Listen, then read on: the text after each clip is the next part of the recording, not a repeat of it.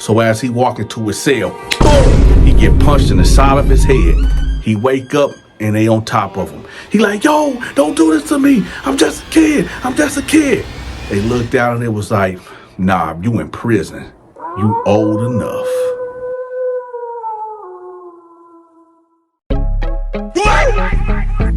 Ah, shit. Here we go again.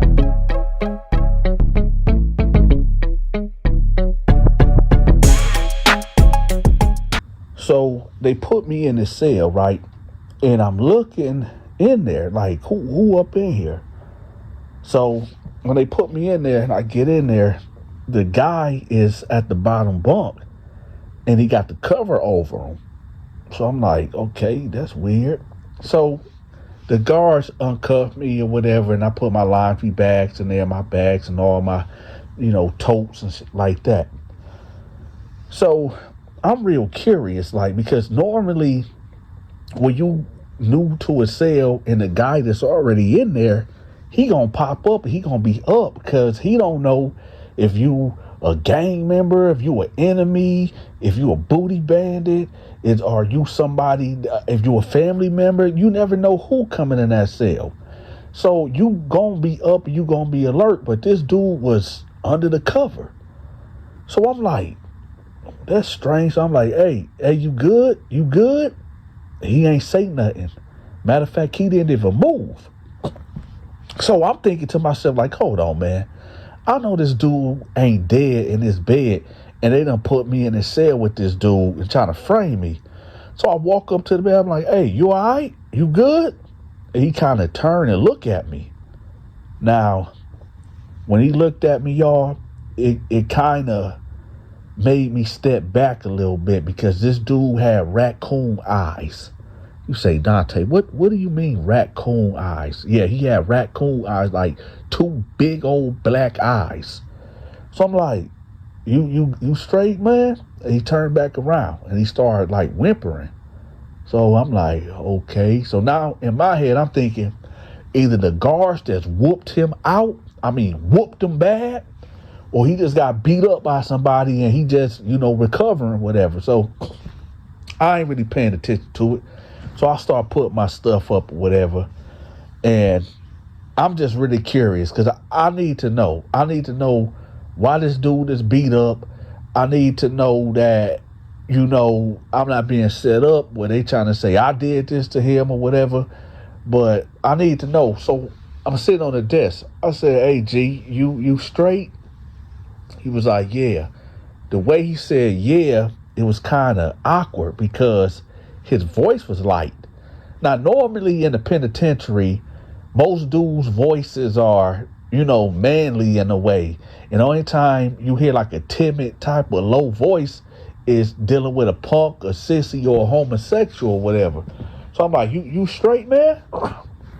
He was like, yeah, I'm okay, man. I said, what happened? He was like, I don't want to talk about it.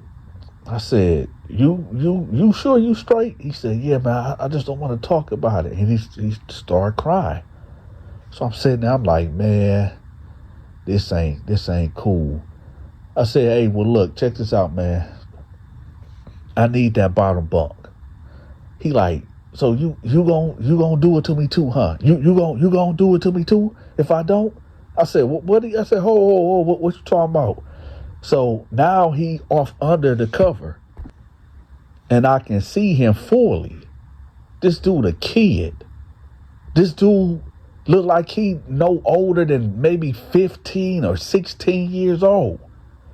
So he like, what you gonna do it too? You gonna fuck me too? You gonna beat me up? You gonna fuck me too? I said, oh, hold on, young blood, hold on, chill. He like, no, I'm sick of y'all. I'm sick of this. I'm myself. I said, hold on, man. What happened? He was like, man, I'm just so tired of this, man. I'm tired of this, man. I'm so tired of this. So he gets up and he like run towards me and try to hit me, right? So he hit me in the chest like 1, 2, like 3 or 4 times, right? His punches don't faze me at all. At that time, Donta was pushing about maybe 250, 255 all muscle, right? So his little punches didn't hurt me at all. So he hit me in the chest, so I grabbed him, like, holding him, right? And he just started crying. I said, hey, little homie, I'm not going to hurt you, man. I'm not going to do nothing to you, man. What, like, talk to me. What happened? So he just started crying. So then I let him go, and he sat down on the bed. He was like, man, I'm just tired of this, man. These dudes keep on raping me in here, man. I don't know what to do. The guards won't listen to me. I just want to take myself out of here, man. I don't want to live no more. I said, wait a minute, wait. So you do know you can get on the phone and, contact Priya, right? He was like, what's that? I said, Priya is an organization. It's right there by the phone. So, yeah, I know, but I haven't been able to get on the phone because, I just want to stay in my cell. I said, well, look, if you when we get out of here, I'll walk you to the phone. You can get on the phone and, call Priya and let them know, like, you've been violated in here, man. And, they're seeing some people up in here and get you out of here. He was like, oh, okay, yeah, I'm going to look into that. I said, hey, let me ask you a question, man. What you in here for, man? How old are you? He was like, I'm 17. I said, you 17? I said, don't you supposed to be like at a youth camp or something? He was like, well, I got life. I killed somebody. I said, oh, okay. See, normally they'll let you stay at a youth offender camp till you like 22 years old. But if you got murder and you got life, yeah, they gonna send you on up the road. Before we go on, let me educate the audience right quick, because I know there's dudes that's going to end up going to prison anyway, despite how many videos I drop trying to deter you from going to prison. If you in prison and you getting sexually assaulted, get on that phone and call Priya, okay? And just do it. But let's get to the story. I'll say the education for the end. So anyway, I said, who did you kill, man? He was like, I killed my grandmother. I said, excuse me? I said, why did you kill your grandmama? He was like, man, it's a long story, man. I don't really want to talk about it because I feel like you might try to do something to me. I said, hey, look, number one, I'm not gay. I'm not no homosexual.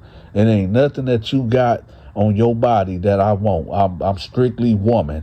You know what I'm talking about? So ain't nothing appealing of what you got appeals to me. So you ain't got to worry about that. I said, so you were saying you killed your granny? He said, yeah, I killed my granny. I said, why? What happened? So he was like, well,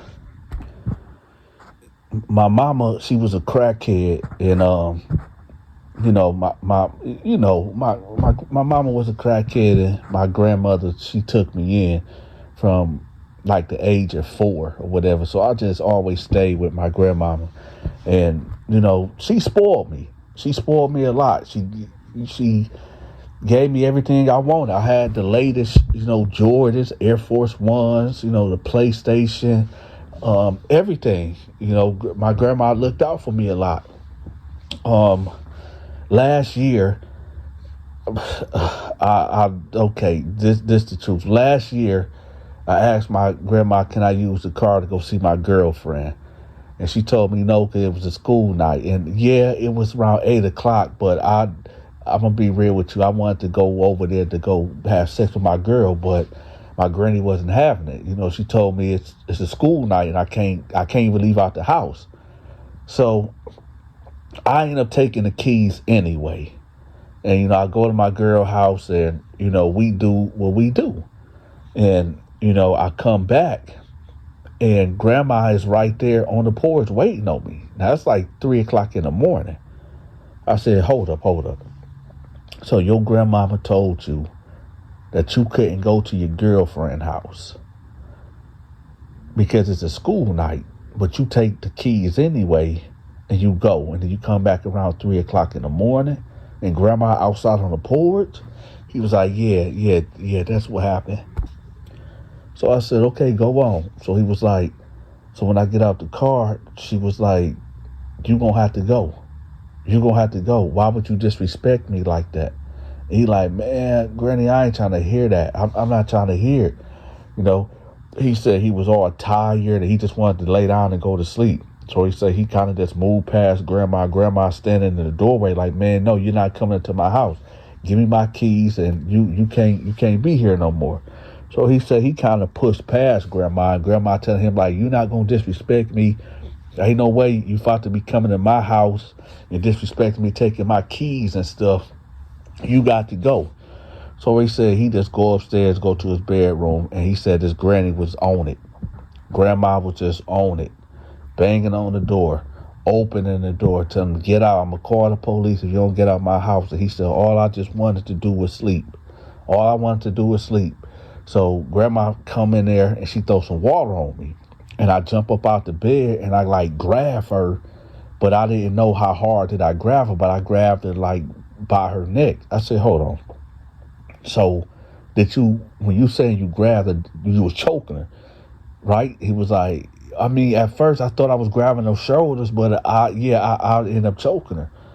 So I said, all right. So he said he was choking Grandma, he was choking her, whatever, and he like choked her to the floor, and then he let it go because he realized like, oh shit, I just choked my grandma out, but she didn't die. She was just laying on the ground coughing, whatever. So he said that he like, Grandma, I'm sorry. So she got up and was like, you getting out my house. You getting out my house. So he said that she leave out the bedroom. So he's sitting up on the bed and he was like, man, what is she about to do? Oh, she probably about to go grab a gun, right? So he said he get up and sure enough, Grandma is going to her bedroom, going to her dresser where she keep that 9mm at. So he said he hurried up and ran towards his granny and like tackled her, boofed her, like Goldberg her right to the floor. So he said like his adrenaline, crept in and he blacked out. He said the only thing he could think of is my granny got this gun in her hand and she's going to shoot me. So he said that he just was on top of her and all he remembered is he was just squeezing with both of his hands or whatever. And he said that the granny stopped struggling or whatever, and he came back to himself and he realized he just choked Grandma to death. And so he said he was sitting there like, Grandma, wake up. Granny, wake up. And he said at this time her eyes done glossed over or whatever, and she wasn't breathing. He said he put his ear to her chest and couldn't hear no beeping or nothing.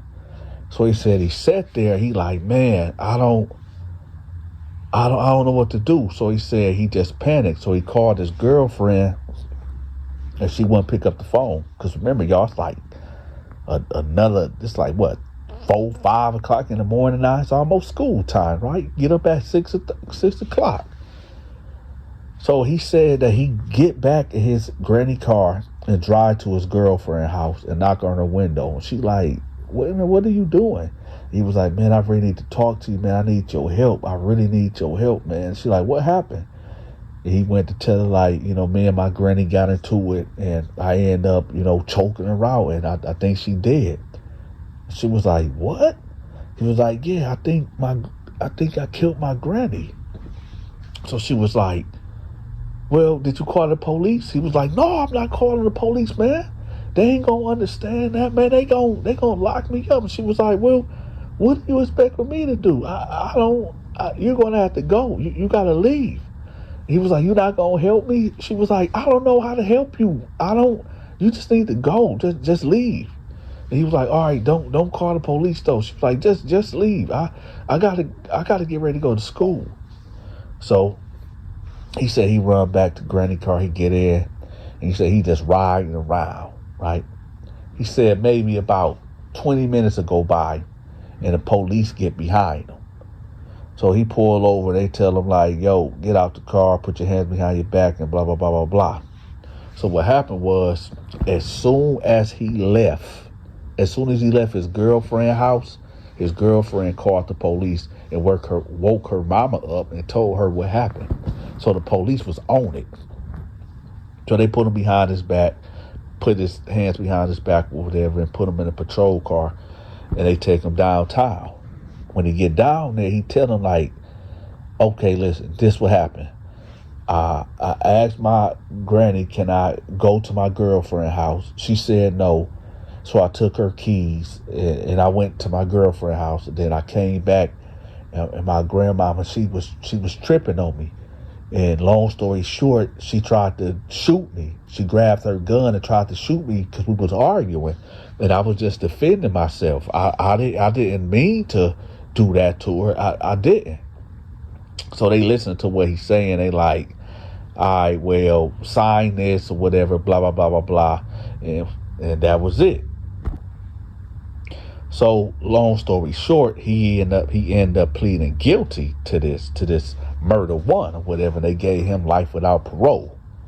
So now he is in here in Jackson Reception Center with Donta. Now I'm sitting there listening to the story, and I ain't gonna lie, y'all. I'm gonna keep it a buck with y'all. My fist did clench a couple times when he was telling the story, because my grandmother, she's still alive on my dad's side. She's a sweet lady. Oh, bless that woman's heart. And I can't imagine me doing something or somebody doing something to my grandmother. You know what I'm talking about? And it was kind of hard for me to listen to the story, right? So I'm like, I said, so you killed your grandma? He was like, yeah. I said, so basically the people that's in here beating up on you, you done told the story to, huh? He was like, yeah, basically, yeah. I said, well, look, I'm going to tell you something, little homie. I ain't going to touch you. Like I said, I have no reason to put my hands on you. Everybody in here done did something that they ain't proud of or been involved in something that done got them here. You know, what you did, yeah, that was really messed up. That was fucked up. But I'm going to let you know right now, this is prison. Ain't nobody gonna show you no sympathy, no love for you or none of that. But here's my advice. You need to start working out. You need to start doing push-ups. You need to start doing sit-ups. You got to start fighting back. I said, when whoever did whatever they did to you in here, that you at least try to fight. He was like, man, the dude was just so strong, man. I was walking, to my cell after I got out the shower, and I just felt like this blow, like this hard hit on the side of my head, and everything went black. And I just kept waking up and in and out of, conscious, and that, and the guy was doing it to me. I said, you know who it was? He said, man, it was a couple guys. I said, oh, okay. I said, well, look, when these doors pop, I'm going to walk you right to that phone. And you get on that phone and you call Priya. I said, if you fear for your life in here, whatever, you need to go check in. You need to go check in the hole. He was like, but I was told that if I go to the hole, I'll be like labeled a punk or something. I said, dude, you just got fucked. That should be the last thing you should be worried about. Right now is your safety. It ain't just about these dudes running up in you. Some of these dudes probably got that pack. You know what I'm talking about? Some of these dudes got diseases up in here, man. And you don't know what. Hey, you worried about the wrong little homie. You need to pack it up. Like I said, when these doors pop, I'm going to walk you to that phone so nobody don't do nothing to you. Walk you to that phone. You get on that phone and you call Priya and let them know what happened to you. And then you're going to go to the control booth and tell the guards that you need to get out of here because you fear for your life. He was like, oh, okay, you got me? You got me? I said, hey. I said, let me give you another word of advice, man. You in here for life. That means you ain't never getting out unless the laws change. But good luck on that. I said, from this day forward, you starting off wrong. You starting off bad. But from this day forward, you need to stand up and be a man. You need to be a man. In fact, once you get out the hole and you just be in there working out, man, When you recover, when your body recover, start doing push-ups, start doing sit-ups, because this is your home. You don't want to be around here like no damn sissy, like moving around here like no punk.